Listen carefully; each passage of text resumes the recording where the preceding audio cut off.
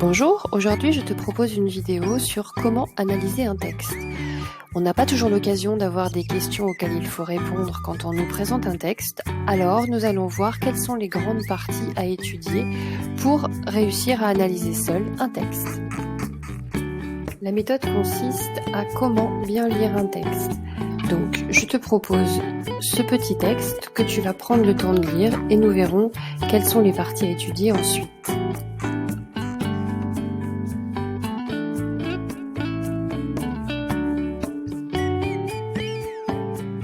Après une lecture, la première chose à faire, c'est de se poser la question « Que se passe-t-il dans ce texte ?» En fait, cette première étape consiste simplement à résumer ce que tu as compris de l'histoire.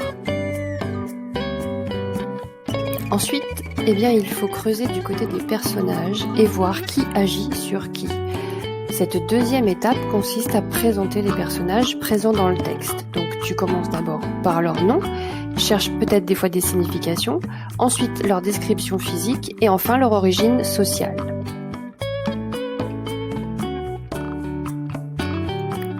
Il faut à présent s'intéresser à la psychologie des personnages et à comprendre comment se comportent-ils dans l'histoire. Nous sommes donc à la troisième étape qui va consister à analyser les personnages en profondeur par l'analyse de leur comportement, ensuite l'analyse de leur caractère et enfin les sentiments qu'ils éprouvent. À ce stade du travail, l'analyse est déjà bien avancée. Maintenant, il faut pouvoir situer le texte dans son contexte socio-historique, c'est-à-dire savoir où et quand se déroule l'histoire. C'est donc la quatrième étape qui consiste à situer le texte dans son époque. Pour cela, il faut donner la date du texte et expliquer le contexte historique dans lequel a été écrit l'histoire. Ensuite, il faut présenter en quelques mots l'auteur et après, éventuellement, présenter la société dans laquelle il vivait et surtout détailler les conditions de vie de l'époque. Nous arrivons ici à l'avant-dernière étape qui consiste à repérer l'organisation du texte. Qu'est-ce qu'il faut faire ? Il faut repérer les grandes parties, car les grandes parties contiennent les idées essentielles et cela permettra aussi de dégager la logique temporelle du texte. Dernière étape qui s'intéresse à l'écriture du texte, c'est-à-dire savoir quels sont les effets de style.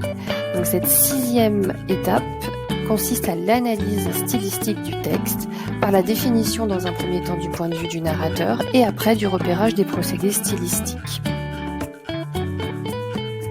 Si je le peux, j'exploite également le genre du texte dans mon interprétation car le genre va donner une certaine couleur au message qu'a souhaité faire passer l'auteur.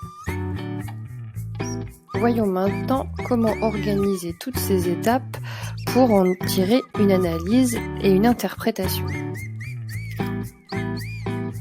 Le plus simple est encore de fonctionner au moyen d'un tableau. Pour cela, créez 4 colonnes, la première avec les éléments à étudier, la deuxième avec les questions à se poser, la troisième la description et la quatrième l'interprétation.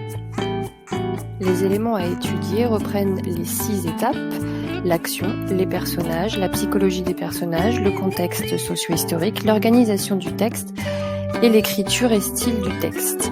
À côté, la deuxième colonne va donc reprendre les questions que vous devez vous poser, ensuite décrire et ensuite interpréter. Nous arrivons à la fin de cette vidéo car maintenant ça va être à toi de t'exercer. En effet, tu trouveras donc une fiche méthodologique qui accompagne cette vidéo dans laquelle se trouve le tableau qui te servira à l'analyse du texte où les exemples sont repris pour t'aider. Bon courage et à bientôt!